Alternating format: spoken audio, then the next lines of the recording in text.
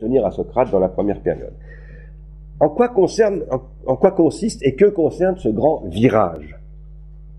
Eh bien d'abord, la référence à l'amour disparaît presque totalement. L'amour, ça devient quelque chose qu'il faut combattre d'une certaine manière, parce que l'amour est devenu l'état de la passion. Et à partir de la République, Platon a tendance, pas absolument toujours, mais presque toujours, à opposer purement et simplement la passion d'un côté, la raison de l'autre. Ce qui est exactement le contraire de ce que disait Diotima dans le banquet. Diotima disait, pour accéder à ce niveau de pensée, il faut être délirant, elle disait. Il faut être saisi de passion. Donc vous voyez bien qu'il y a un changement radical. D'autre part, la conception de la vérité change complètement. C'est un point sur lequel je suis en accord profond avec Martin Heidegger, puisqu'il a commenté ce livre 7 de la République, même si la manière dont il le démontre n'est pas du tout ma tasse de thé, mais enfin, c'est pas du tout comme ça que j'aimerais le faire, et c'est pas comme ça que je le ferai, mais en tout cas, Heidegger, dans un texte qui a été publié en français sous le titre Question 2, la doctrine de la vérité chez Platon, que vous pouvez lire, il est un peu difficile à lire, mais en même temps, c'est très intéressant, il soutient que la vérité va changer complètement de sens dans la République. Et je suis d'accord avec lui. La vérité, qui était aletheia, ce qu'il traduit lui par le mot dévoilement, et il dit c'est un a privatif, letheia, ça vient de lethe qui veut dire oubli ou latence. Quand on parle d'état létal, par exemple, hein, quand on est dans un état létal, ça veut dire qu'on est endormi, qu'on est latent, hein, on n'est plus battant, on n'est plus animé, on n'est plus conscient. Eh bien, Heidegger dit, le concept originel de vérité chez les Grecs, la letheia, c'était en fait la sortie de l'oubli, c'était la sortie du latent. Et c'est tout à fait évident que c'est ce que dit Platon lorsqu'il parle de l'anamnésis. Anamnésis, il dit la vérité c'est l'anamnésis, et l'anamnésis c'est la réminiscence, c'est-à-dire j'avais oublié et je m'en ressouviens. Donc là-dessus, je crois qu'on ne peut pas du tout chicaner Heidegger sur cette interprétation, et c'est la mienne aussi. Donc, dans la République, on va voir comment cette conception de la vérité va complètement changer.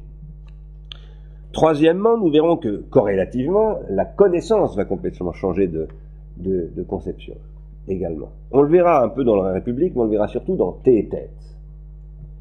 Et d'ailleurs, c'est entre le début et la fin de Thé et Tête, je crois, moi, que Platon ne dit pas la même chose sur la connaissance. Au début de Thé et Tête, il redit presque ce qu'il disait dans Ménon, c'est-à-dire qu'on ne peut pas recevoir une connaissance de l'extérieur. Mais à la fin de Thé et Tête, pour des raisons qu'on essaiera de comprendre, il dit exactement le contraire. Et en gros, il dit que apprendre, c'est recevoir quelque chose de l'extérieur. Ce qui est exactement le contraire de ce que dit Socrate dans le Ménon. Quatrièmement, Platon, vous en souvenez, dans Ménon encore, là, disait que la vertu ne peut pas s'enseigner. Que ce sont les sophistes qui prétendent enseigner la vertu. Eh bien, la République prétend enseigner ce que c'est que la vertu. Elle dit, on va former les gardiens de la cité, les philosophes qui deviennent ceux qui garantissent que la cité ne va pas dériver, on va leur enseigner la vertu. La vertu est devenue un objet d'enseignement. Sixièmement, Platon exclut les poètes de la cité. Ça commence au livre 3. Il dit, les poètes, ce sont des gens qui exploitent la passion, ce sont des faiseurs d'images, des miméticiens, des menteurs. Et donc, il faut les exclure de la cité, sauf ceux qui travailleront sur ce qu'on leur demandera de faire pour pouvoir, parce qu'il y a des choses que le peuple ne peut pas comprendre. Donc, on utilisera le pouvoir des poètes, mais uniquement sous la direction des philosophes. Et enfin, il y a d'autres points, mais je retiens les principaux points. Le dernier point, et c'est pas le moindre, eh bien, la philosophie comme non-savoir est devenue une philosophie comme savoir. C'est-à-dire qu'il n'y est plus question de non-savoir. Il en sera question à nouveau, bien entendu, de temps en temps, mais je dirais pour le folklore. C'est-à-dire quand c'est pratique, contre un sophiste, on réutilisera l'argument du non-savoir, mais dans la réalité, ce que pose Platon dans la République, c'est on peut accéder au savoir positivement. Et qu'il faut fonder positivement l'organisation de la cité sur ce savoir positif. Ça fait beaucoup, tout ça. Ça fait beaucoup, et il y a encore un certain nombre de choses dont je vous parlerai pas aujourd'hui, je n'aurai pas le temps, mais j'y reviendrai, qui sont assez problématiques dans la cité de la République, qui sont en particulier l'organisation sociale, les rapports entre les individus, qui sont des rapports terriblement directifs, à tel point que, par exemple, Barbara Cassin n'a pas hésité un jour à dire que le premier grand texte totalitaire de l'histoire de la pensée, c'est la République de Platon. J'irai peut-être pas exactement jusque-là, mais il est certain que l'inspiration totalitaire est dans la République de Platon, ça c'est clair. On y reviendra. Alors, ce qui nous importe, c'est de comprendre pourquoi ce revirement a lieu. Car évidemment, moi je pense que ce revirement, il a un certain effet encore sur nous. Par exemple, concevoir la vérité comme exactitude, c'est ce qui arrive à partir du livre 7 précisément de la République, eh bien ça c'est toujours comme ça qu'on pense la vérité en science aujourd'hui. Hein. Donc ça dure depuis 488 avant Jésus, non pas 400, je sais plus, on situe la République, hein, 480 avant Jésus-Christ, son écriture à peu près. Depuis ce moment jusqu'à aujourd'hui, pratiquement la vérité est comprise comme exactitude. Moi je crois que c'est un problème. Qu'il faudrait aller au-delà, non pas qu'il faudrait venir à une conception irrationnelle de la vérité, c'est pas du tout ce que je veux dire, mais je veux dire que la vérité est peut-être beaucoup plus complexe que quelque chose comme une simple exactitude. Nous allons essayer de comprendre pourquoi Platon a dû reculer par rapport à ce qui constituait, selon moi, la force et l'élan exceptionnel du premier Platon, qui fait de lui le prince des philosophes, bien entendu. Hein. Il a reculé. Il y a des raisons à cela. Évidemment, s'il l'a fait, c'est pas simplement par la perversion de se trahir soi-même. Ça existe, hein, ce genre de perversion. Mais je ne crois pas que ce soit le cas, là. D'abord, il a eu des mésaventures politiques. Il lui est arrivé toutes sortes de choses. Parce que vous savez, Platon, Socrate, tous ces gens-là, c'était pas des gens qui étaient en chair à la Sorbonne, hein. Ils prenaient des bateaux, ils traversaient, ils affrontaient des pirates, ils risquaient de se faire égorger, Socrate a été zigouillé, bon, et il y en a, la plupart, c'était des combattants. C'était pas les académiciens de l'Académie française, c'était pas Michel Serres, vous voyez. C'était beaucoup plus, c'était Georges Canguilhem, c'est-à-dire, il y en a eu ici, pas très loin d'ici, j'ai déjà parlé de Georges Canguilhem, c'était Cavaillès, il y a des gens, il y a eu des philosophes qui se sont remués, hein, bon, et il y en a encore, mais à l'époque de Platon, en tout cas, c'était un sport, hein, de faire la philosophie, enfin, si j'ose dire. Et on reviendra un petit peu sur la vie de Platon, parce que ça n'a pas été marrant tous les jours. Bon. Tout ça a eu des effets sur ses positions, bien entendu. Il a eu de grandes déceptions, par exemple, de grandes déceptions politiques. Et donc ça l'a amené, comme nous tous, hein, parfois on a des déceptions, bon on régresse. Hein, souvent quand on a une peine, quand on a un échec, on régresse, on devient narcissique, on devient agressif, on devient bête. Je ne veux pas dire que Platon est bête, hein, dans la République, mais ce que je veux dire c'est que il est quand même dans un processus, à mon avis, de recul et de régression. Et surtout, tout cela a des effets, si on va s'y intéresser de près, c'est que il faut analyser très en détail en quoi consiste ce revirement, parce qu'aujourd'hui, ça continue à avoir des effets sur nous. Quand je vous dis ça, je ne veux pas vous dire que c'est la pensée des hommes qui détermine le destin de l'humanité. Hein. C'est pas ce que je veux dire. Je suis pas un idéaliste, si vous préférez. L'idéaliste pense que, finalement, l'avenir de l'humain se fait dans la pensée de l'humain. Moi, je pense que c'est plus compliqué que ça. Je suis beaucoup plus proche des matérialistes que des idéalistes. Je pense qu'il y a des accidents, je pense qu'il y a des choses qui dépassent justement la pensée des êtres humains, et je pense qu'il y a des faits biologiques, qu'il y a des faits de toutes sortes qui font qu'on ne peut pas maîtriser par la pensée, par exemple, au sens où Hegel est l'idéaliste absolu, le réel, en disant que le réel est absolument rationnel, etc., etc. Je ne crois pas que Platon, plus précisément, lui-même détermine ce que l'accident est devenu. Il n'a pas déterminé, mais il le conditionne, ce qui n'est pas la même chose. Conditionner quelque chose ne veut pas dire déterminer la chose. Ça veut dire exercer sur la chose un effet. Tandis que déterminer la chose, c'est pas simplement exercer un effet, c'est c'est être la causalité de l'effet. Hein, c'est pas du tout pareil. Donc je ne dis pas que Platon est la cause du destin de l'Occident. En revanche, je dis que Platon joue un rôle extrêmement important dans le destin de l'Occident, et pas seulement Platon, mais tous ceux qui sont venus derrière lui. Aristote, Plotin, stoïciens bien entendu, etc. Tant d'autres, à commencer par Descartes, Leibniz, Kant. Tous ces êtres-là ont joué un rôle colossal dans le destin de l'Occident, en ont fait la puissance, mais aussi la misère. Et de plus, nous aujourd'hui, dans la société dans laquelle nous vivons dans une société industrielle. Et dans cette société industrielle, dans ce monde industriel, tout est conditionné par le savoir, parce que le monde industriel, c'est un monde technologique et pas seulement technique. Or, la technologie intègre du savoir scientifique. S'il est vrai que le savoir scientifique est lui-même soumis au concept platonicien, par exemple le concept de concept, par exemple le concept d'idée, par exemple la question de la proposition, de ce que c'est qu'une proposition logique, ce qui est défini dans le sophiste, etc., alors Platon joue un rôle extrêmement important dans notre existence. Et comme nous sommes dans une situation où le monde industriel va mal et semble être arrivé un peu à la limite, il est évident qu'il faut absolument voir en quoi consistent précisément les éléments apportés par Platon dans la situation contemporaine que nous vivons. Il le faut parce que je crois que cette forme de pensée qui est héritée de la philosophie, elle-même héritée du platonisme, hein, la philosophie passe, même quand elle est anti-platonicienne, elle passe par Platon, elle utilise les mots de Platon, elle ne peut pas y échapper. Eh bien, je pense que ça ne peut pas être avec une telle pensée qu'on se sortira de la situation actuelle, qui est une situation délicate, moins qu'on puisse dire. Donc moi, j'essaye de travailler avec beaucoup d'autres, hein, nous sommes des milliers dans le monde à travailler à ce genre de choses. J'essaye de travailler en n'ignorant pas Platon, mais au contraire en essayant de penser avec Platon. J'essaie de travailler à quelque chose qui n'est plus de l'ordre du platonisme et qui passe à autre chose et qui permettrait peut-être justement de faire une critique de la société industrielle actuelle. Je dis une critique au sens d'Emmanuel Kant, pas pour la rejeter. Moi, je ne rejette absolument pas la société industrielle, mais pour essayer de penser à un nouvel âge industriel qui reposerait sur une autre façon de penser.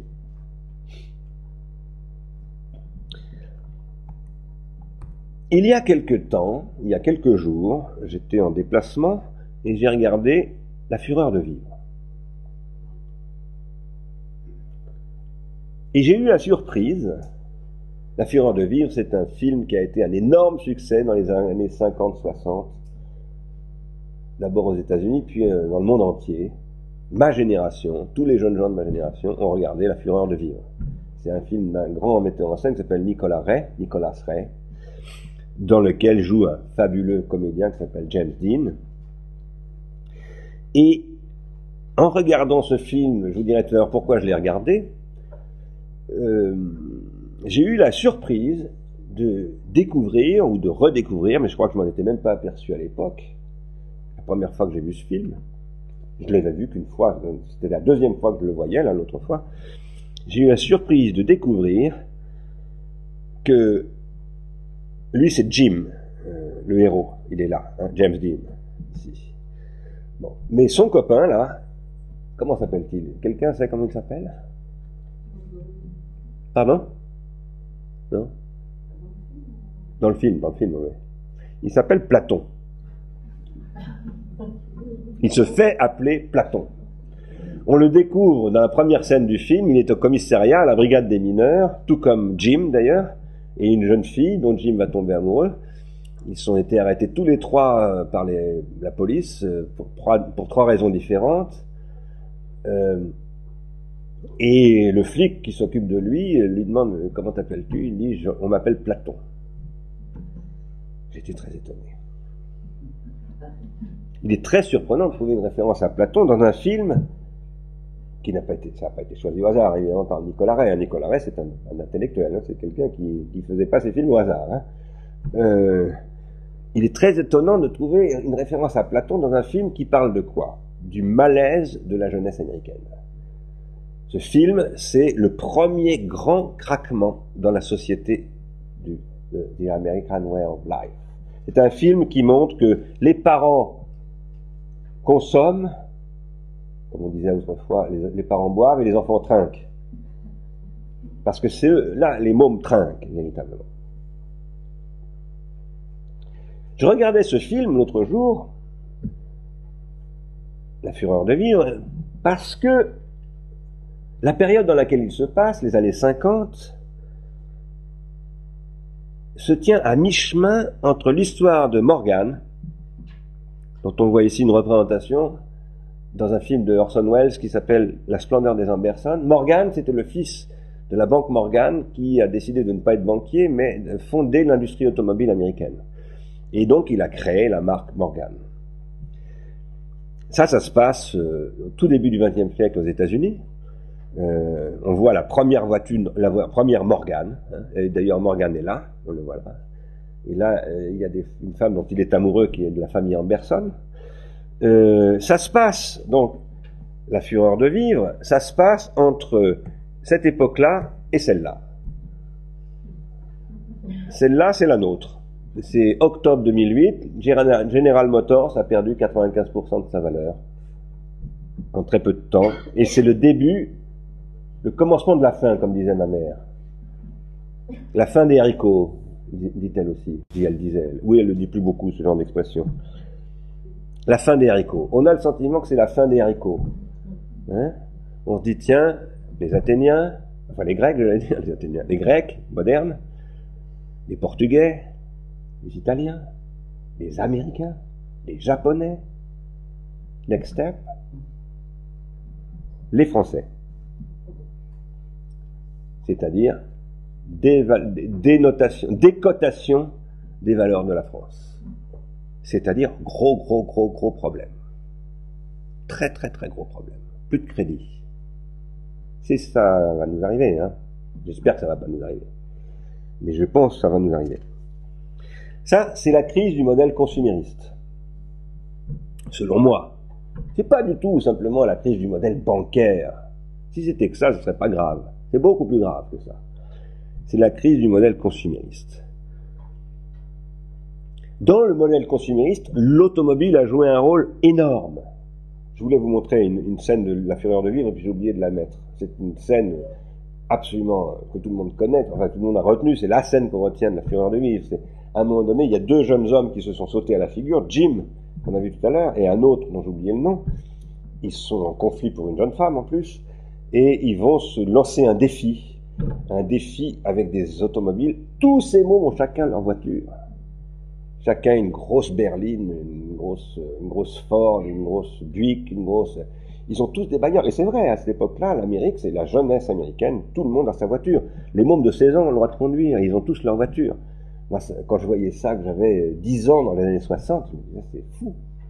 C'est inimaginable. Mon père avait à peine une 4 chevaux. Il avait une 2 chevaux. Mais eux, les mômes avaient des énormes bagnoles. C'est le mode de vie américain. Et donc, ces deux mômes vont se lancer un défi, et c'est une scène extrêmement spectaculaire. Regardez ce film, il est magnifique, il est dur, hein, il n'est pas très joyeux. Hein, vous avez comme ça à peu près 40 automobiles qui sont rangées les unes face aux autres la nuit avec les phares allumés, et puis il y a deux automobiles qui vont faire la course dans ces phares, et qui vont se précipiter sur une falaise au-dessus de l'océan Atlantique. Et puis ça va être la catastrophe, puisqu'un des gosses va pas arriver à sauter, il s'accroche son blouson dans la voiture et il meurt. Il se jette dans le vide. Voilà. Ça commence par une tragédie, c'est un film absolument tragique. Ce que montre ce film, c'est une jeunesse suicidaire. Profondément suicidaire. Et ce jeune homme, qui est Platon, dont je vous parlais tout à l'heure, à la fin va mourir d'une manière quasi suicidaire. C'est-à-dire qu'il se jette face aux balles de la police, il se suicide. Ils jouent avec la mort. Ils sont tous en train de jouer avec la mort. Ils s'autodétruisent. Ils boivent.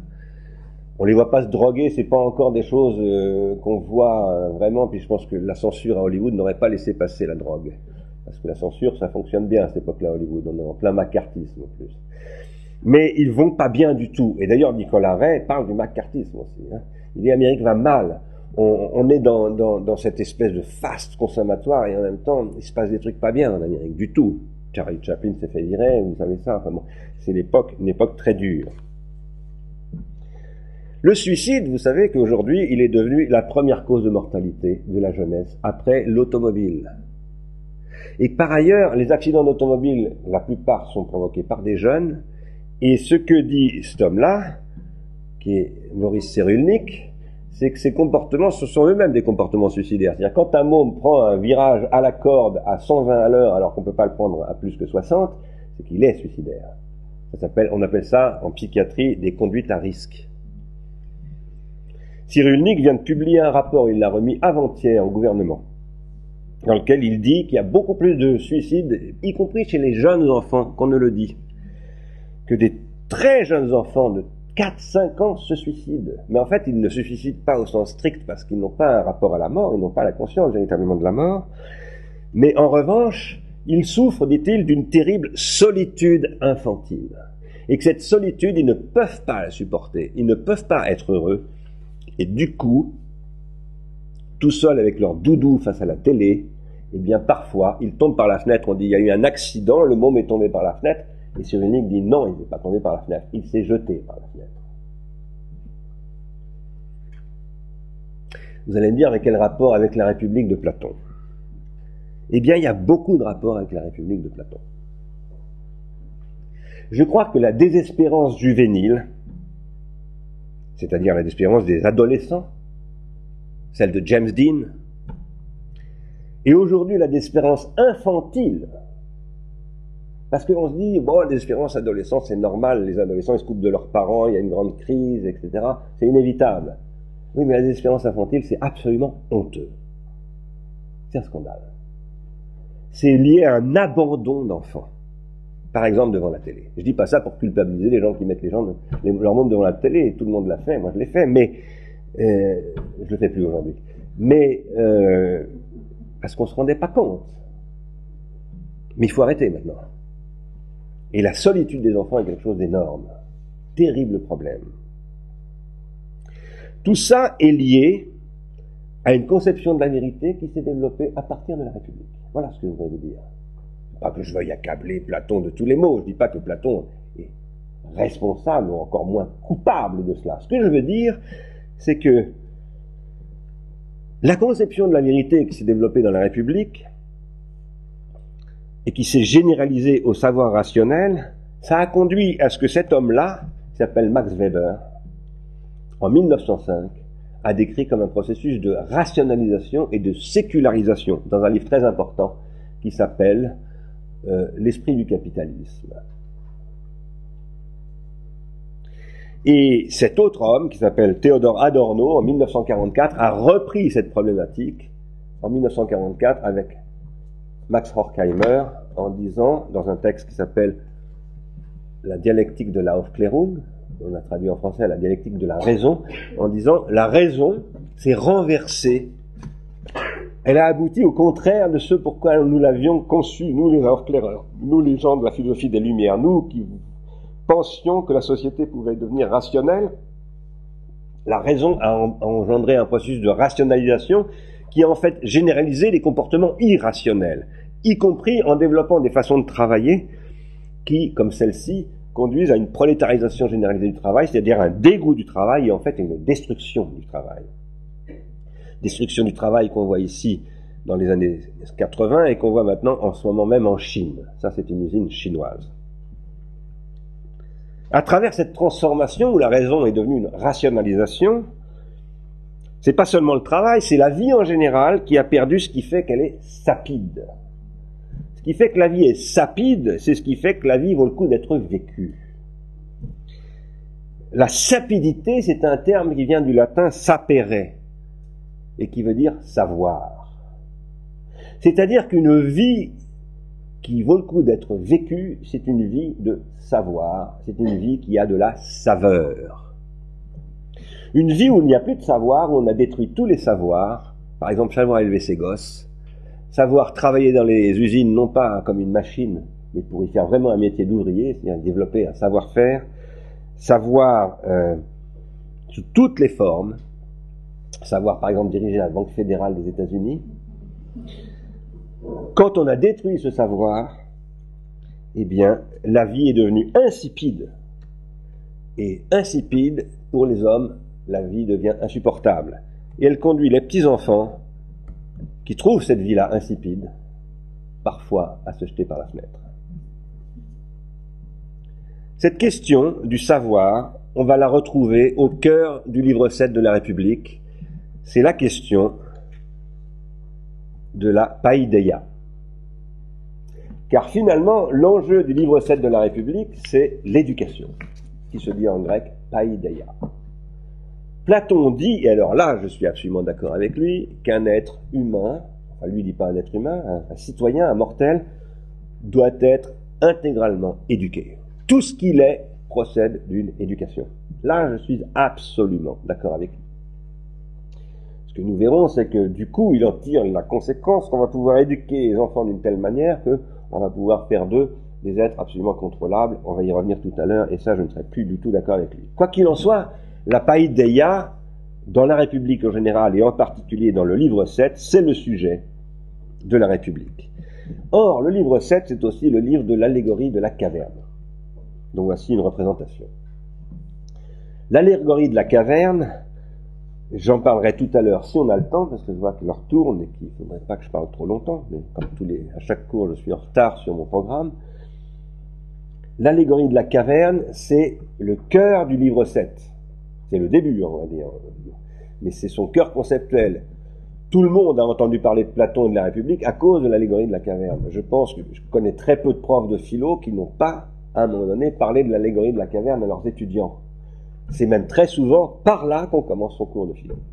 Parce que c'est une allégorie, une capacité pédagogique absolument inouïe. C'est d'une intelligence, c'est fascinant. Et je vais beaucoup vous en parler de l'allégorie de la caverne. Beaucoup, beaucoup, beaucoup. En fait, j'aurais pu appeler ce cours l'allégorie de la caverne. Nous verrons que la conception de l'éducation qui est développée dans l'allégorie de la caverne, précisément, est intimement liée à la conception que Platon se fait à la fois de la vérité, aletheia. Pour Platon, l'éducation, la paideia, c'est directement l'expérience de la vérité et intégralement l'expérience de la vérité. C'est-à-dire qu'on ne peut pas penser l'éducation si on ne pense pas ce que c'est que la vérité, l'essence de la vérité, comme dit Heidegger. Et la vérité elle-même ne peut pas être pensée indépendamment de la dikē, c'est-à-dire de la justice.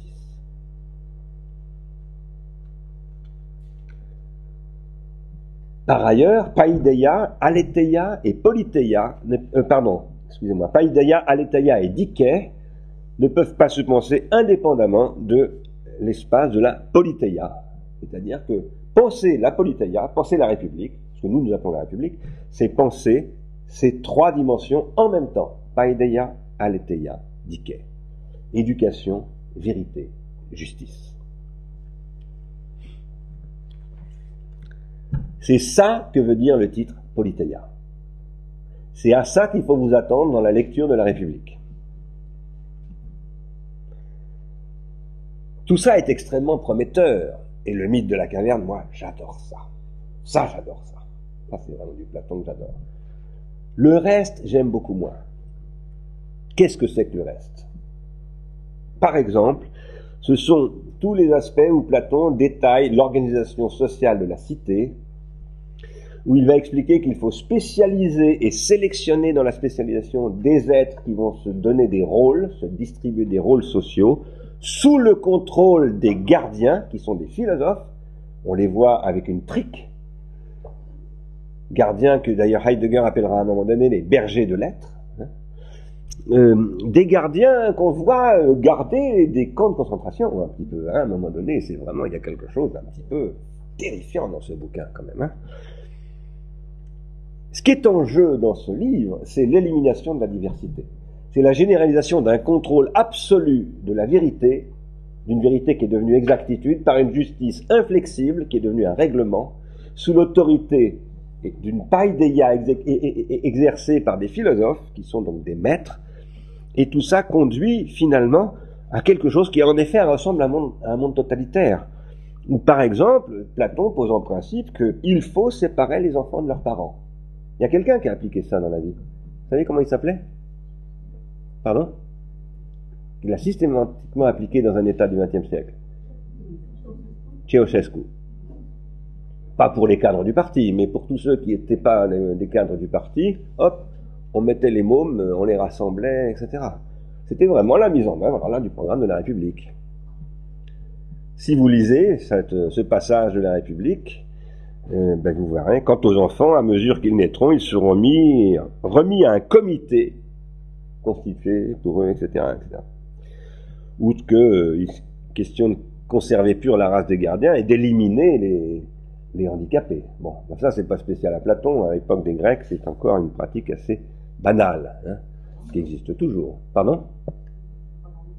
Oui, ça fait froid dans le dos, mais c'était... Vous savez, il y a beaucoup de choses qui font froid dans le dos quand on se penche sur l'histoire. Hein. Bon, je suis pas en train de dire que du coup, il n'y a rien à reprocher à Platon, mais ce qui est spécifique de la République, c'est pas tellement le fait que, parce que ça, c'est ce qu'on appelait l'exposition des enfants, bon, ça se pratiquait à peu près partout dans le monde à cette époque-là, comme l'esclavage et comme beaucoup d'autres choses qui nous font horreur.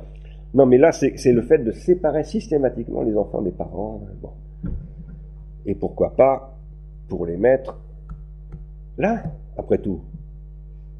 Hein, c'est peut-être une application rationnelle du platonisme, confiée à Monsieur Lelay. Disons, allez hop, Monsieur Lelay, occupez-vous des enfants de la cité.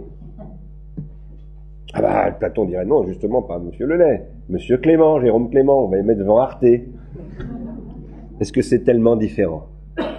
Ils ont besoin de leur maman, dit-on aujourd'hui. C'est ce que dit Cyrulnik. Leur maman ou de ce qui fait office de maman. C'est-à-dire qu'ils ont besoin d'un être humain qui les aime. Voilà. La République semble être une horreur, une philosophie absolument détestable. Et on se dit, en lisant un passage comme celui-là, mais on ne voit pas pourquoi on sera obligé de le lire. Eh bien, il faut le lire parce que ça a une portée immense. Ça a une portée immense, ce livre, et ça exerce sur notre histoire contemporaine encore une immense influence. Et donc, si nous voulons nous débarrasser de cette influence, d'abord, il faut que nous en comprenions la nécessité, car si quelque chose a une influence, il y a toujours une raison, ça n'est jamais une pure absurdité. C'est pas pour rien qu'il y a encore cette influence, c'est qu'il y a encore quelque chose de puissant qui fonctionne dans la République de Platon. Et puis par ailleurs, il faut le lire parce que l'allégorie de la caverne nous donne énormément à penser sur notre époque positivement. Je vous dirai pourquoi tout à l'heure si j'ai le temps, parce que je voudrais m'arrêter dans un quart d'heure, je suis pas sûr que je vais arriver là. Encore beaucoup de choses. On va aller plus vite. Politeia, c'est le titre de ce livre, on l'a traduit par res publica. Res publica en latin, ça veut dire la chose, res publica, la chose publique, l'affaire publique. Ce qui est de l'ordre des affaires publiques, la puissance publique, la République.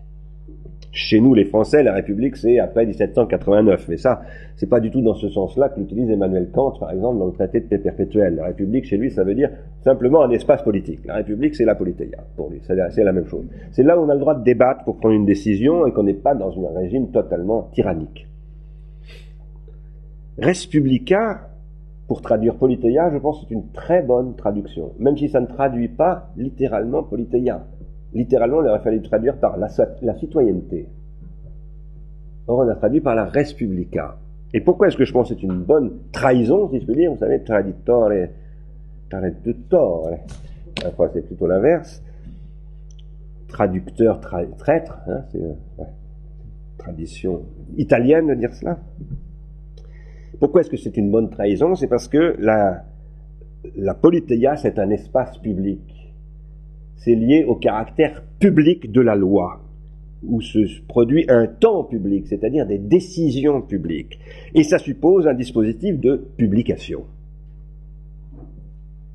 Le public, c'est ce qui est constitué par une publication, qui est à la fois la publication, ce qu'on appelle une publication, ça désigne trois choses. Un livre, une publication, ça c'est ce qu'on appelle une publication. Une réalité technique, une maison d'édition, des librairies, enfin tout un réseau de distribution, etc. Quelque chose qui rend public. Et puis une légalité juridique. Parce que ça, il faut que ce soit légal. Dépôt légal. Hein. C'est toujours soumis à un dépôt légal, la publication, dans toute société. Il y a une protection, et le dépôt légal n'est pas fait d'abord pour protéger les auteurs, il est fait d'abord pour protéger le pouvoir politique. c'est-à-dire pour protéger le respect d'une constitution. Un texte qui ne respecte pas la constitution, par exemple un texte qui dirait, en principe aujourd'hui, un texte qui dirait en France, Auschwitz n'a jamais eu lieu, en principe on ne doit pas le publier. La loi l'interdit. Et il y a beaucoup d'autres contraintes de ce type-là. La loi doit être publique. La politeia, c'est ce qui repose sur une loi qui est publique, c'est-à-dire publiée, et qui suppose un système de publication. Les citoyens, ce sont des gens qui sont censés ne pas ignorer la loi. Mais ils ne peuvent pas ne pas l'ignorer si elle n'est pas rendue publique.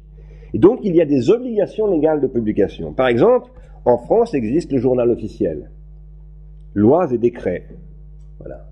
Le journal officiel, tous les jours, publie les lois, décrets, réglementations, arrêtés, etc., qui constituent la vie de la République française.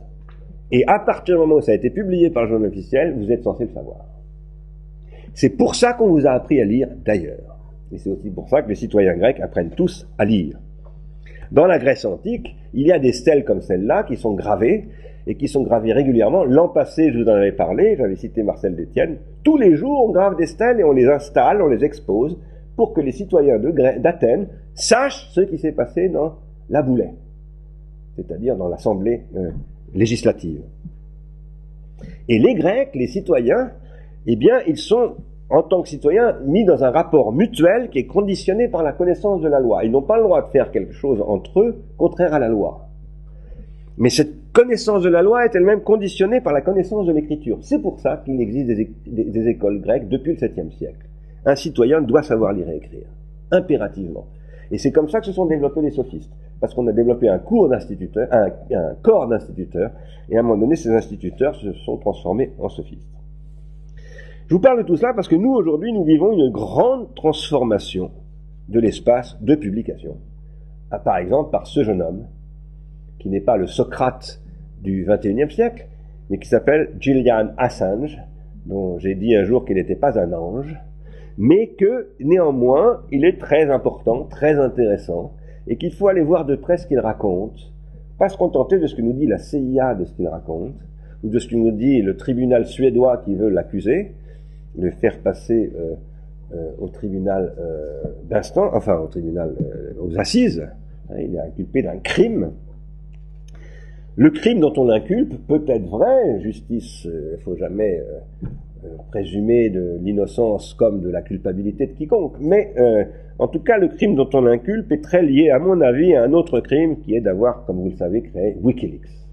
Wikileaks qui est un système de publication qui a révélé par exemple que la CIA considérait que la famille Ben Ali et Trefaldi était une famille de bandits qui exploitaient la Tunisie, mais que ça c'était entre nous qu'on le disait. Et puis d'un seul coup, c'est arrivé entre les mains des Tunisiens qui se sont révoltés au début de cette année, comme vous le savez, et qui ont renversé ce tyran et ce bandit et ce voyou, bien soutenu par l'État français par ailleurs, et en particulier par Madame je ne sais plus comment. C'est en partie grâce à cet activiste qui est Julian Assange que Ben Ali a été renversé. Les activistes, je le montre au tableau parce que c'est un mot qui a été forgé, je ne sais pas par qui, mais en tout cas qui est utilisé par Paul Jorion, un économiste anthropologue français, qui vient de publier un livre très intéressant qui s'appelle La guerre civile numérique, où il dit que les activistes, ce sont des activistes au sens habituel du terme, c'est-à-dire des gens qui s'agitent, s'activent pour transformer le monde, mais comme hackers, c'est-à-dire qui développent leur activisme à partir d'une compétence technologique de craqueurs de code, les hackers. Julian Assange, c'est un activiste, c'est un hacker. Un hacker extrêmement doué, surdoué, qui a sûrement des mauvais côtés, mais qui a quand même des côtés éminemment sympathiques. Ainsi qu'un soldat américain, dont je vous parlerai bientôt, qui lui est en prison, qui souffle le martyre, et qui a transmis les 250 000 dépêches de l'armée américaine à Julian Assange pour qu'il les rende publiques, et qui est en prison dans des conditions dignes de Guantanamo. Alors qu'il n'a fait que dire l'armée américaine commet des crimes abominables en Irak, il faut que ça se sache. Et maintenant, il est en cabane. C'est bien pire que Socrate. Parce que ça fait un moment qu'il y est. Alors, le livre de Platon, La République, le livre de Platon, La République, eh bien, c'est lui-même quelque chose qui est publié. et que Platon a publié. Et évidemment, vous vous doutez que je vais m'intéresser au fait que Platon, que l'on va voir très bientôt condamner les livres et l'écriture, dans le livre qui paraît après la République, qui s'appelle Phèdre, publie un livre pour parler de l'espace public, qu'est la Politeia. Platon il écrit un livre qu'il publie, qui s'appelle La République, et il tient un discours sur ce que c'est que l'espace public et l'ordre public. Car finalement, la République, c'est un discours sur l'ordre public. Le livre qui s'appelle La République, c'est un livre sur l'ordre public. Comment construire l'ordre public? Et moi, je pose qu'il y a quelque chose qui est effacé de la question, c'est les dispositifs de publication qui permettent la publication de l'ordre public et de la loi. Et c'est très important pour nous de nous pencher sur cette question en détail, parce que nous vivons un bouleversement de l'ordre public par un nouveau système de publication. Celui-ci étant d'ailleurs le journal officiel numérique. Aujourd'hui, le journal officiel, vous pouvez le regarder sur Internet. Mais évidemment, c'est surtout Wikileaks qui bouleverse l'ordre public, c'est pas le journal officiel. Et c'est tellement vrai que Madame Clinton, la femme de Bill Clinton, qui est ministre aujourd'hui de Barack Obama, a fait un grand discours sur la liberté sur Internet, où elle a garanti que, bien entendu, avec l'amendement, le second amendement, etc., l'État fédéral américain garantissait absolument la liberté sur Internet, mais que Wikileaks était un dispositif dangereux pour la liberté de l'information, etc., et qu'il fallait, ça c'est un article du Figaro, hein, je ne parle pas de gauchiste, hein, là, c'est le Figaro qui donne ses commentaires, qui pose que, il dit, Madame Clinton a réfuté toute contradiction, appelant que la clôture de la défense de la liberté d'Internet devrait nécessairement respecter l'indispensable équilibre entre liberté et sécurité, etc. Bref, compte tenu de ce qui était considéré, d'ailleurs, à un moment donné, comme une loi scélérate par les démocrates, qui avait été adoptée par Bush pendant l'Irak, et qui s'appelle le Patriot Act, à cause du 11 septembre, eh bien, compte tenu du Patriot Act, on ne pouvait pas mettre en place, on ne pouvait pas tolérer Wikileaks, et que donc, M. Assange est un terroriste. C'est pour ça qu'il faut lire La République de Platon aujourd'hui. Hein, c'est en faisant les connexions avec tout cela. Aujourd'hui, Assange est en cabane, enfin, il est en cabane, il est en résidence surveillée, je crois essentiellement pour ces raisons. Et donc, moi, la philosophie, je la conçois comme cela. C'est un sport de combat, et il faut se battre pour les choses de son temps, mais les choses de son temps, pour les analyser, eh bien, elles s'appuient toujours sur des choses qui remontent à il y a très longtemps, y compris en Amérique du Nord, puisque l'Amérique revendique Platon. Et d'ailleurs, les meilleurs cours que je connaisse en Amérique, dans le monde sur Platon, je pense, se font aux États-Unis, bien meilleurs qu'en France, à mon avis. Parce que l'enseignement est très sérieux aux États-Unis. Donc, si nous revenons à l'âge antique, La République, c'est le livre le plus connu de Platon. Il y a à cette notoriété bien des raisons. Il a été publié, dit-on, aux alentours de 472, je vous dis 482, c'est 472 avant Jésus-Christ. Ça veut dire que Platon a... 372, absolument, excusez-moi. Et ça veut dire que Platon a passé à plus que 50 ans. Il doit avoir 53 ou 54 ans. Il y a développé la théorie des idées, et je voudrais terminer en vous parlant des idées. On va aller plus vite. Hein. La théorie des idées, d'une certaine manière, c'est la base de la philosophie depuis Platon, plus particulièrement de ce qu'on appelle l'idéalisme. Mais bien au-delà de ce qu'on appelle l'idéalisme, par exemple au sens où on peut dire que Hegel est un idéaliste, ou que Descartes est un idéaliste, c'est-à-dire au sens où il fonde le savoir sur des idées, alors Descartes, on appelle ça des idées innées, hein. Hegel c'est encore autre chose, bon, peu importe, Kant c'est encore tout à fait autre chose, mais à ce moment-là c'est plus de l'idéalisme, c'est ce qu'on appelle l'idéalisme transcendantal, qui est encore quelque chose de plus... Bon, on y reviendra peut-être. Bien au-delà d'idéalisme, même quand elle est anti-idéaliste, la philosophie fait toujours usage du concept d'idée tel qu'il a été livré par Platon. Par exemple, chez les empiristes anglais, chez Hume, on parle d'idées. Et de nos jours, chacun de nous, qui que nous soyons, nous usons quotidiennement du terme idée. J'ai une idée. Par exemple, M. Sarkozy a plein d'idées. Tous les jours, il a 10 idées nouvelles. Il n'y a rien de plus courant que d'avoir des idées. Eh bien, cette notion, la notion d'idée, et si je puis dire l'idée d'idée, qui n'est pas tout à fait la même chose que la notion d'idée, parce qu'il y a une idée de l'idée, je vous dirai bientôt ce que c'est que l'idée de l'idée, ça a une histoire. Cette notion de l'idée a une histoire. L'idée de l'idée à proprement parler, c'est-à-dire la définition grecque de l'idée, la définition philosophique et grecque de l'idée, c'est une idée qui a été propre à Platon.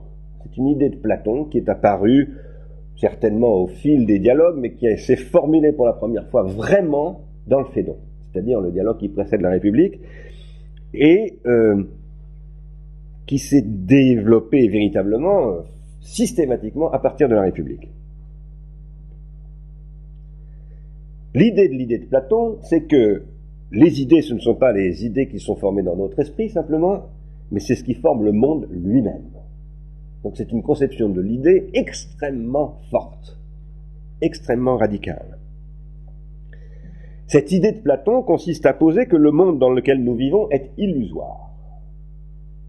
Nous vivons dans un monde que plus tard Aristote appellera le monde sublunaire, c'est-à-dire sous la lune, et que Platon lui appelle le monde de l'apparence, ou encore le monde des phénomènes, ou encore le monde des phénomènes, ça veut dire le monde des apparences en grec, ou encore le monde du sensible. Platon, à partir de la République, va poser que nos sens nous trompent, fondamentalement, et que nous accédons à la vérité par nos sens, mais que nous devons dépasser nos sens, nous débarrasser de nos sens, c'est-à-dire notre corps, pour passer dans le vrai monde, dans le monde intelligible, comme l'appelle Platon. Le monde des idées, c'est le monde de l'intellect, du nous, on dit en grec. Vous vous souvenez, l'an passé, j'avais parlé du nous, le monde intelligible. À partir de Platon, il y a une opposition radicale qui s'instaure entre le sensible d'un côté et l'intelligible de l'autre. Le sensible, c'est l'illusion, c'est le monde des poètes, c'est le monde des artisans, c'est le monde des gens bornés, ou des trompeurs de monde, des thaumaturges, des saltimbanques. Et puis, le monde des idées, le monde de l'intellect, c'est le monde des savants, c'est le monde des philosophes, le monde de la vérité. C'est cela qu'on appelle le réalisme des idées, qui pose qu'il y a un monde, on appelle ça parfois un outre-monde ou un au-delà, qui est le monde vrai, le monde de l'intelligible. Dans ce monde, les idées sont plus réelles que ce que nous croyons nous être le réel. Nous disons le réel c'est ça, c'est les réalités tangibles, matérielles, etc. Platon dit pas du tout, ça vous vous trompez, ça c'est le monde du devenir. Et c'est un monde qui disparaît. Le réel c'est ce qui ne disparaît pas. Le réel c'est ce que plus tard les Romains appelleront la aeternitas. Parce que les Grecs n'ont pas de mot pour désigner cela, mais c'est ce que par contre Platon appellera l'immortel. Ce qui ne périt pas est finalement to on, l'être. Ce qui est, c'est l'essence. Chez Platon, l'essence, c'est quelque chose qui n'a pas de genèse. Par exemple, il ne peut pas y avoir chez Platon ce qu'on appelle dans la philosophie du XXe siècle une ontogenèse, c'est-à-dire une formation de l'être. Non. Chez Platon, l'être se pense à partir de l'essence, et l'essence, elle est immortelle, c'est-à-dire qu'elle n'apparaît pas, elle a toujours été. Aristote continuera à penser cela. Aristote dira que dans le monde de la sphère des fixes, le monde des astres, eh bien, nous avons affaire à des êtres intelligibles qui ont toujours été, qui n'appartiennent pas au temps. Donc, vous voyez bien qu'il y a derrière l'opposition entre sensible et intelligible, il y a une autre opposition extrêmement importante, qui est l'opposition entre être et devenir. Ça, c'est capital. Jusqu'au début du XIXe siècle, en science, et la science, c'est la science physique, jusqu'au début du XIXe siècle, on oppose l'être et le devenir. Pour Newton, il est encore tout à fait évident que la physique s'occupe de ce qui est physiquement dans l'absolu et non pas du devenir. Il faut attendre la thermodynamique, qui a été très bien expliquée par Isabelle Stengers dans la Nouvelle Alliance, pour que on voit apparaître une science du devenir, qui est quelque chose d'absolument nouveau et totalement indigeste pour la philosophie classique. Inconcevable. C'est aussi la raison pour laquelle la technique est rejetée par les philosophes de cette époque-là, parce que la technique appartient au devenir, c'est ce qui se transforme tout le temps, c'est le champ de l'invention. Et donc c'est méprisable. Et en aucun cas on ne peut confondre les deux.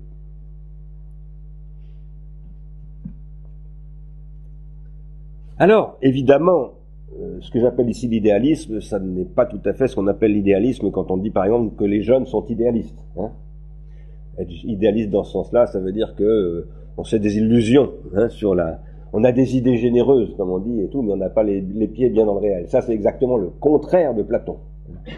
L'idéalisme de Platon, c'est pas du tout ça. C'est ce qui aboutira chez Hegel au rationalisme qui posera que le réel est rationnel et que le rationnel est réel. Hegel dira, bon, le rationnel va s'accomplir en totalité parce que ça ne peut pas être autrement. Voilà. Et lui, c'est le plus idéaliste de tous les idéalistes. Ce que développera la Politeia, la République de Platon, c'est une présentation des rapports entre les idées telles qu'elles constituent, ces idées, ce monde intelligible, en mettant en relation les unes avec les autres ces idées. Par exemple, il y a des relations entre la justice, l'idée de la justice, l'idée du vrai, l'idée du bien, l'idée du beau, etc. Et ces relations, qui sont des relations paradigmatiques et hiérarchiques, eh bien, elles s'organisent dans une ontologie platonicienne qui est décrite en partie seulement, dans la République. Alors, on va vraiment terminer maintenant, mais je voudrais juste vous dire que la République s'est écrite à une époque où cet homme-là est encore vivant. Est-ce que vous savez comment il s'appelle? Est-ce que quelqu'un a une idée de qui c'est, cet homme-là? Confucius. Et Confucius, au moment où Platon va créer son école, eh bien Confucius aussi crée son école. Il est saisissant que presque au même moment, à 8000 km de distance, ça c'est Google Earth, entre Athènes et Pékin, eh bien il y a la même chose qui se passe d'une certaine manière. Confucius, Socrate et Platon semblent avoir un geste semblable, au moins à certains égards. Jusqu'à quel point ce geste est-il semblable? Voilà quelque chose qui mériterait d'être analysé de très près. Je ne le ferai pas avec vous, d'abord parce que j'en ai pas le temps, et d'autre part parce que j'en ai pas les compétences. Je ne connais pas du tout suffisamment la pensée chinoise pour faire ça. Mais un jour, peut-être, dans la prochaine Académie d'été, j'inviterai un ami chinois qui viendra nous parler de la naissance de la pensée chinoise à l'époque des Zhou, puisque ça, c'est l'époque des Zhou. C'est l'empire des Zhou. La Chine de l'époque, c'est là qu'est né Confucius. C'est celle-ci. Cette Chine, qui remonte à plus de 1000 ans avant Jésus-Christ, ça c'est la dynastie, enfin c'est l'époque des Zhou, mais avant il y a la dynastie des Shang qui remonte 1000 ans avant Jésus-Christ. Cette Chine n'a jamais été atteinte dans son côté impérial depuis 1000 ans avant Jésus-Christ. Ça fait donc plus de 3000 ans que cet empire existe. Et nous ferions bien d'y réfléchir sérieusement. Nous ferions bien de réfléchir à ce que veut dire vraiment avoir une idée, à ce que signifie idéa en grec. Idéa qui vient de eidos, que nous avions étudié l'année dernière à travers Husserl, qui est un philosophe allemand, qui a apporté des dimensions essentielles à cette question dans sa relecture de Platon. Il a réactivé l'idée d'idéa, et il l'a fait en revisitant Platon, c'est-à-dire le mythe de la caverne. Qu'est-ce que c'est que le mythe de la caverne? D'ailleurs, qui n'est pas un mythe. On dit le mythe de la caverne. Pour moi, ça n'est pas un mythe. C'est une allégorie. Je vous dirai dans mon prochain cours pourquoi ça n'est pas un mythe, d'après moi. Moi, je considère que c'est une allégorie. Là-dessus, je ne suis pas du tout d'accord avec Heidegger. Qu'est-ce que raconte l'allégorie de la caverne? Ceci. Maintenant, repris, il s'adresse à Glaucon. Glaucon, c'est le frère de Platon. Et tout ça se passe dans une petite sphère. Représente-toi notre nature, Glaucon, c'est Socrate qui parle, selon qu'elle est ou qu'elle n'est pas éclairée par l'éducation, paideia, ici. D'après le tableau que voici. Ce tableau, c'est celui-ci. Figure-toi des hommes dans une demeure souterraine en forme de caverne. Ils sont là depuis leur enfance. C'est-à-dire qu'ils sont nés. Ils n'ont jamais vu autre chose que la caverne. Ils ne peuvent bouger, ni les yeux, ni les jambes, ni la tête. Et derrière eux, un feu est allumé sur une hauteur. et il voit sur le mur d'en face des réalités qui ne sont que des ombres, mais dont il croit que c'est la totalité de leur existence. Je ne vais pas lire la suite, on y reviendra en détail, vous vous en doutez. Ce que je veux simplement vous dire, c'est que regardez bien cela, ce que dit Platon là, maintenant regardez ça. Ça, c'est un extrait de La Rose pourpre du Caire, qui est un film de Woody Allen que je vous recommande extrêmement vivement de regarder. C'est un film extrêmement intéressant pour ce cours, pour comprendre ce qu'on va dire dans ce cours. Ça, c'est Cecilia, une pauvre jeune femme qui travaille dans les années 30. Elle travaille très durement dans un restaurant et elle est très malheureuse. Et le seul endroit où elle est heureuse, c'est au cinéma. Ça, c'est le cinéma contemporain. C'est le cinéma en relief. En 3D, oui. Ça, c'est une projection de cinéma, sans doute dans un ciné-club. Je voudrais, avant qu'on ne fasse la pause, et puis ensuite qu'on ait une discussion, vous montrer un film.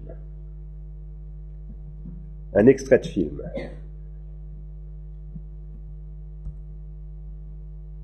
Alors, non,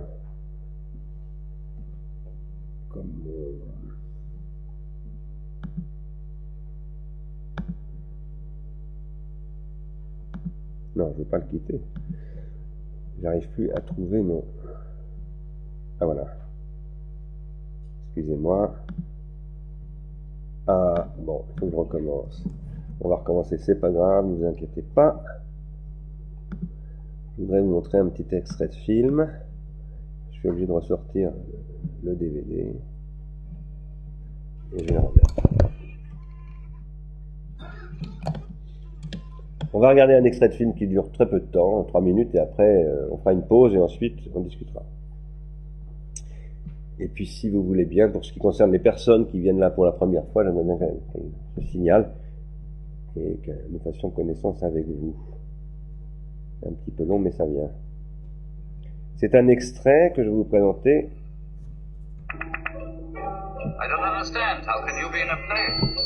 D'un film qui s'appelle Fahrenheit 451 de François Truffaut, inspiré d'un livre de Ray Bradbury. When the people look at me, then I have to speak. They ask me a question and I have to say what I think. The play, it's beginning. And now, for cousins everywhere, alors, ils regardent ensemble une émission de télévision sur un grand écran, plat, comme vous voyez. Le film date des années 60. Et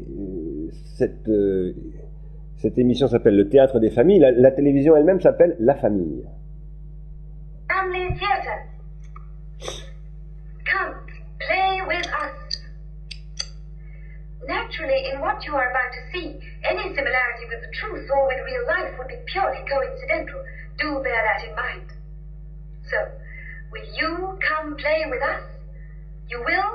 Good. I thought you would. Come in, cousins. Be one of the family. See here, Charles, do you realize what a dilemma this is? It's terribly difficult. I don't see any way out of it at all. Come, Bernard. Of course there's a way out. Now, there are 13 of us so far, right? You want to invite Edward as well, which makes 14. Yes, but if somebody's ill, Charles, then we should be back to 13 again. Precisely. Then we must invite more people. That's an idea. Now, what about Lottie and James? That'll make 16. Then if somebody's ill, well, at least we won't be 13, will we? But then there's the problem of the rooms, Charles. Lottie has 2 children, Charles. 2 little boys. Freddie and Little John. I don't see any problem there at all. We can put the 2 children in, well, in Helen's room, for instance. What do you think, Linda?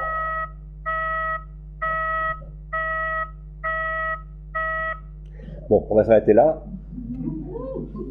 Vous voyez que Truffaut et Ray Bradbury, surtout, voyaient venir des choses, à l'époque, totalement inconcevables. Ça ressemble énormément à une émission actuelle. Tout à fait. Vous voyez aussi que c'est le même système qui fait que le bébé, avec son nounours, est devant son dessin animé, son manga. Et vous voyez qu'en fait, ce que décrit Ray Bradbury dans ce livre, on en est tout près. Mais c'est aussi ce que décrit Platon. Et donc, s'il faut lire La République, c'est parce que, même si on peut reprocher beaucoup de choses à La République, il y a quand même quelque chose d'assez fascinant dans cette caverne, qui est un cinéma en réalité. Si vous regardez bien la caverne, non, j'ai enlevé les feuilles. Bon, on la verra la prochaine fois. Si vous regardez comment est faite la caverne, c'est en fait un projecteur, un écran de cinéma. C'est un système de projection d'ombres chinoises qui en fait préfigure le cinéma. Évidemment, si je vous en parle, c'est aussi parce que dans Fahrenheit 451, à la différence de ce qui se passe dans La République, les gens qui diffusent ce cinéma détruisent tous les livres. Ils considèrent que le livre est quelque chose d'extrêmement dangereux. Platon, lui, après La République, dira qu'il faudrait peut-être se passer des livres, tout en écrivant des livres d'ailleurs. Il dira aussi que le livre était quelque chose d'extrêmement dangereux. Donc, ce sur quoi nous allons réfléchir ici, c'est quel cinéma nous fait Platon, finalement, à travers le mythe de la caverne. En quoi est-ce que lui-même nous fait une espèce d'émission de télévision, et dans quelle mesure est-ce que c'est le cas ou pas, ça reste à voir. Et finalement, nous réfléchirons beaucoup sur ce qu'il en est du visible, du cinéma, de la projection, du fantasme, qui est la grande question de La République. Car dans La République, il est question de mimésis, de simulacre, de lumière artificielle, de lumière naturelle. Et il est question de penser la vérité à partir de la lumière. Et les philosophes du XVIIIe siècle, ceux qui sont à l'origine de la République française, ceux qui sont à l'origine de la révolution kantienne, la révolution copernicienne d'Emmanuel Kant, eh bien, eux aussi se réclament de la lumière. Et moi, je dis que peut-être aujourd'hui, il faut que nous sachions qu'il n'existe pas de lumière sans ombre, et qu'il serait peut-être temps de réfléchir avec un autre concept que celui de la pure lumière, à ce que c'est que la question de la vérité. On s'arrête 5 minutes juste pour s'aérer un peu. Merci de votre attention et de votre patience, et on reprend donc dans 5 minutes. On n'a pas apporté de goûter aujourd'hui. Si, on a apporté un goûter. Bon, donc il y a un goûter. Donc il y a des gâteaux pour ceux qui ont faim.